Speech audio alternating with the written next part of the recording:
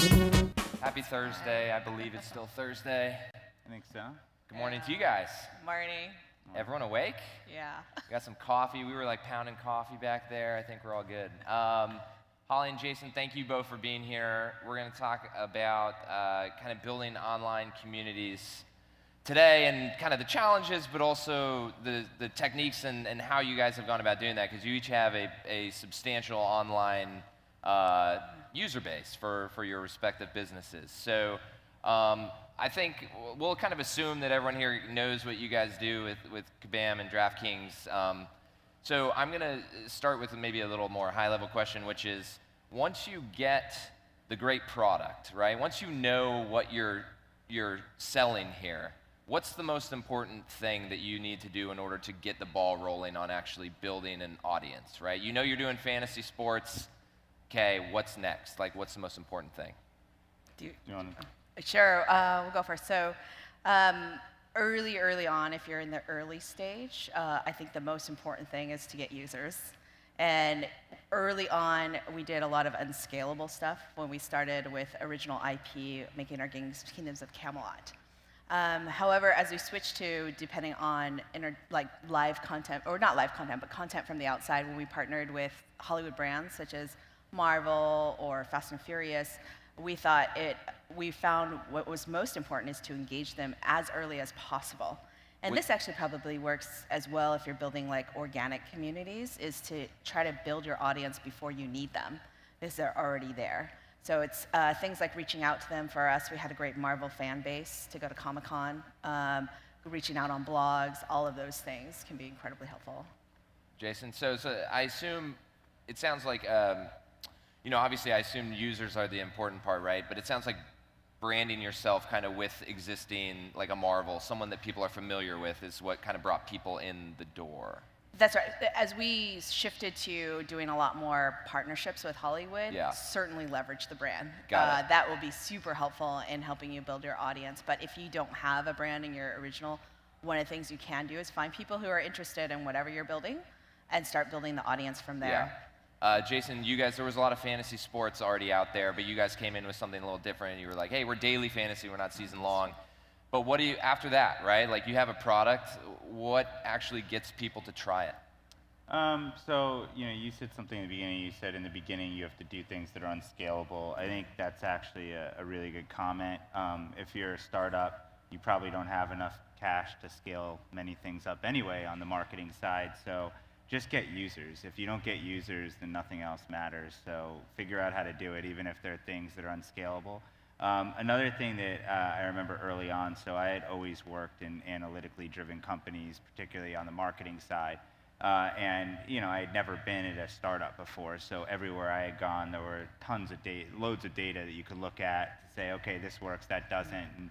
And starting once you had the product in place, starting to do marketing, you don't have any of that at a startup. So it was just kind of mentally getting over the hump of trying things and knowing that most of it's not going to work. Right. And don't get too caught up in, wow, is my product now? If something isn't working in the beginning, sometimes it's just shots on goal. So just be willing to try a lot of different things, and once something is working, double, triple down, like immediately just recognize that and go after it. I think that's incredibly important too. You mentioned things that are unscalable. I don't think, if you've never started a business, I don't think it's hard to really wrap your head around that kind of stuff. What's an example of something? I mean, are you literally like calling, I'm imagining, I'm picking up the phone and I'm calling customers to get them to join. Like, that's maybe dramatic, but what's an example of something that people might be like, whoa, I can't believe you had to do that? Yeah. I don't think, for us at least, I don't think it was something that's, unscalable to the degree of, calling people up personally on the phone. And at the same time, it wasn't something that we could have pressed the gas on and, 50x'd it from where we were. It was somewhere in the middle. It was, if there was an opportunity through, somebody that has like a really good Twitter feed with a very highly targeted group, you can get them to start promoting you to maybe pick up a couple hundred users. An influencer. Is that a highly scalable strategy? I mean, maybe not. Maybe that's going to get you at most to a few hundred users a month, but that's a lot in the beginning. So whatever works and whatever's cheap, that's the key. if it's cheap and if it works, it doesn't matter as much if it's scalable. Holly, True. were you picking up the yeah, phone? For us, yeah, we did something even more drastic. We invited our friends and family Oh. to bang on our product before we launched it. That's like an example of something highly unscalable. It's great to get some outside data Yeah. points because you've been looking at this thing, and definitely take it with a grain of salt, but you're looking for patterns on those things. And then when we were able to iterate before we launched on it, that was actually a really good tool, something cheap. You could ply them with beer and pizza, as well as you think your friends and family are going to hold back punches. Like, usually they're quite honest, Yeah. more honest than you expect. And then one of the things that we did is because we knew, so when we did fan communities around TV shows and sports teams, we were on Facebook, and we went into the individual groups of like Grey's Anatomy fans, and we told them about our app. Got it. And that's an example because it was just so time consuming, but it ended up building a lot of great relationships that just started getting more and more, like double, triple, and plus the platform was growing for Facebook in terms of users. Yeah, I want to ask a little bit about having a product that lives on a third-party platform like a Facebook. So correct me if I'm wrong, but you guys were never, were you ever on another platform in that way? Or were you always doing kind of your own App app? And Store, you know, Yeah, so, but mobile. if you're talking about like the Canvas, I think at one point we had a Play Money game on there, but never with our current product. So maybe talk a little bit about the challenge of, we've heard this, like, people don't download apps anymore. That's the narrative. I don't think that's, that's obviously over-dramatized a little bit, but like, how do you get someone to find you in the App Store or find you on Facebook or whatever it may be? There's a lot of entertainment out there. We're just kind of talking you about just throw this. money you at know the better problem? about that than I do.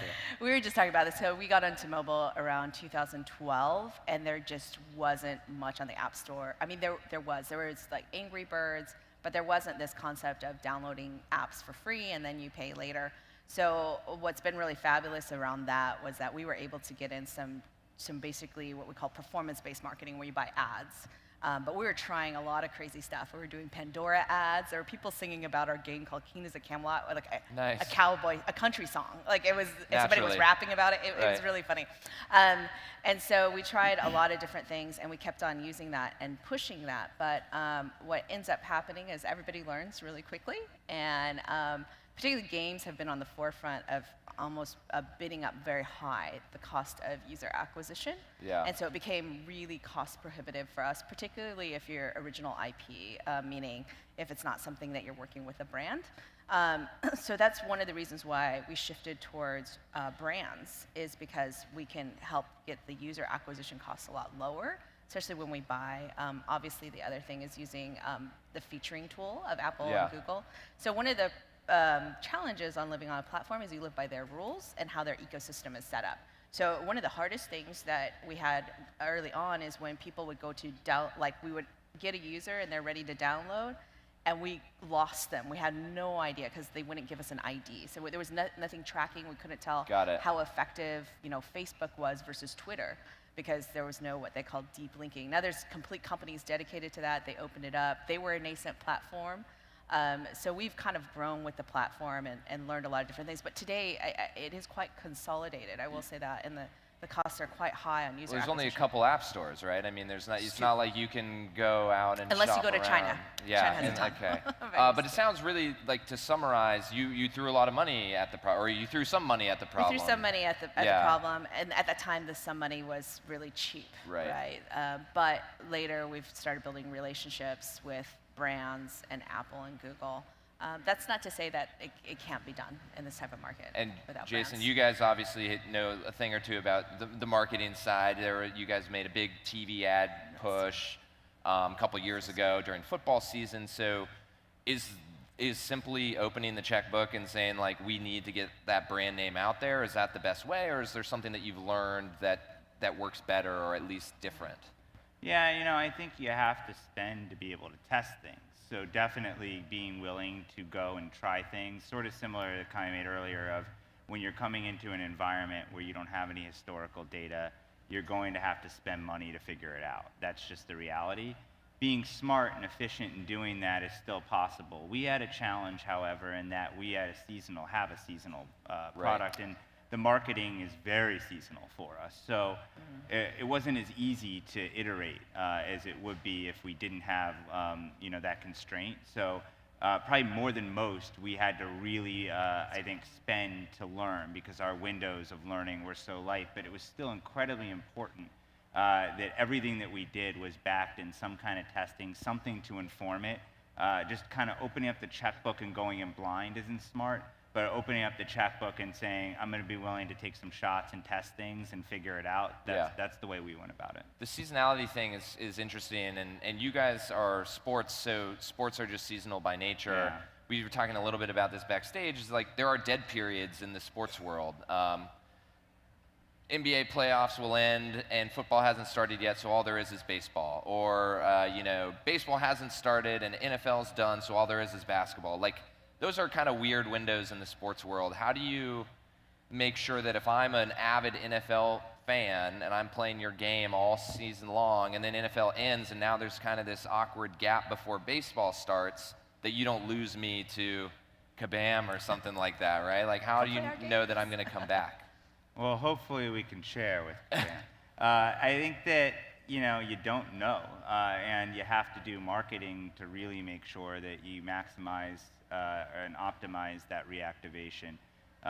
Some people are going to come back organically, and you look at it as a life cycle thing too. Once people have been playing for a period of time and they've reactivated seasonally in multiple years, they're more likely to come back.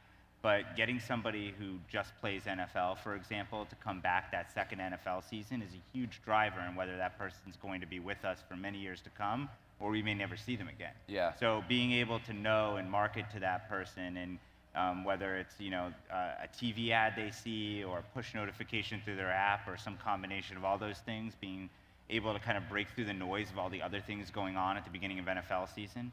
At the beginning of NFL season, everyone's who's into these types of games, they're signing up for their season-long leagues, they're entering their survivor pools at work. Right, they're not going to forget, right? Yeah, I mean, well, they're going to forget maybe to do yours. They won't forget about the start of NFL, but I at one point was in like 100 fantasy leagues, and over time I didn't stay in all those leagues, and it kind of happened just because this year started and somebody wasn't on top of it saying, hey, let's get going, and I got distracted with other things. So I totally see how that can happen with a customer, and if you don't market, you said it's seasonal and it's also sports are event driven.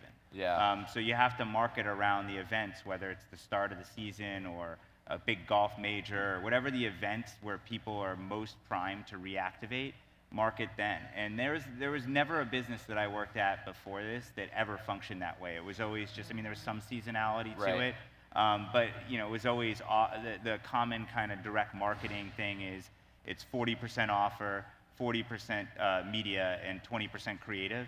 Never have I ever heard anybody say it's any percent time of year. Right. But for us, it's like 50% or more time of year. It's important. Do you guys deal with the same kind of thing in your industry, which is, I have a tough time imagining like an off season for gaming, games. but So there is a little bit of seasonality, but less of that. In fact, we've kind of been more of the solution of seasonality. So like a Marvel movie comes out, and between the next Marvel movie, how do you engage your fans?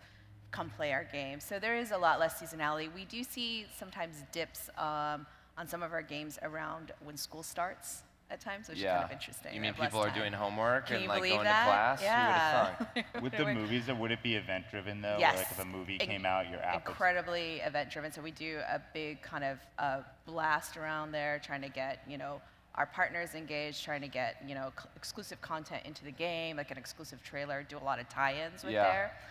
We also see a great bump around Christmas, even more so in the past years, where people would they hadn't gotten a phone before, and they're like, we're looking for content, or they upgrade their phone and they're looking for content. You see, definitely Christmas time is something that's incredibly... It's like the VR headsets, right? Everyone gets one at Christmas, and the apps spike for 3 days and go back down. Holly, you mentioned backstage. I found this super interesting. You guys had done a fantasy sports game for a while. And it didn't work. I didn't know that. See, look at Yeah. it. So what didn't work about it? Like what's your advice Totally felt the pain of the Jason seasonality. here? Advice to Jason. I'm sure he gives us did more it in the middle of advice. summer, that's right. Yeah. Yeah, yeah, that's something we learned. It was like a very white-knuckled August for us on fantasy football because you just didn't know. Ours is a pretty funny story because we've been around for quite some time, since 2006, and we also got onto the Facebook platform. But at the time when we got onto the Facebook platform, we were fan communities for TV shows and sports teams. And later evolved just to sports because we were getting closer and closer into gaming. And our first foray into games was actually the brackets, March Madness, because Facebook had such a big college crowd that we said, oh my gosh, this completely makes a lot of sense. And then we moved into full-on fantasy football. And the year that we launched, our product manager, he's like, oh my God, this is a white-knuckled August, because we're trying to figure out how to monetize, because at the same time it was a recession that year. And we're like live scoring, because that's what everybody did. They charged $9.99 for this live scoring, and then Yahoo announced that they were giving free live scoring. And we're like, oh my gosh. Yahoo. But one of the things we completely found out was the communities were really dependent on the outside content, which sometimes made it hard. So it's not just seasonality, but things like for TV shows. I don't know if you remember that show Heroes. Started out really great, but then the writing kind of got poor. We saw that in our communities as well. There's one year, I think Arizona Diamondbacks got all the way to the playoffs, and that community just shot up. Right. And the Steelers community had shot up. But it was very interesting to see, like, when like sports teams were doing well, our communities were doing well in those specific communities. I don't know if you see that, but you're at least more holistic. You're kind of reliant on, this, like if Tom Brady gets hurt and he's out all season, does that freak you out? Are you sitting there going, crap, Tom Brady's hurt, this is going to hurt ratings, it's going to hurt interest? Like, you do kind of have to rely on things that are outside of your control. I guess that's with any business, but maybe more so with what you guys are doing. Yeah, I mean, I think you saw that last year. Totally unrelated reason, I believe, was the driver. I think the NFL ratings will rebound this year.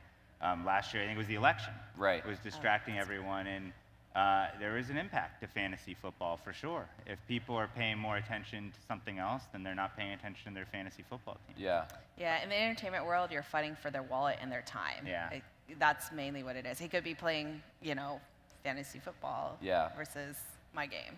Yeah. I mean, we had people quitting during the summer saying they were going to the beach. I mean, it could be anything, right? Right. So when you have something that's distracting a lot of people in the media world, and it's affecting the ratings of the underlying sports on which our games, interact with, it's going to have an effect, and vice versa too.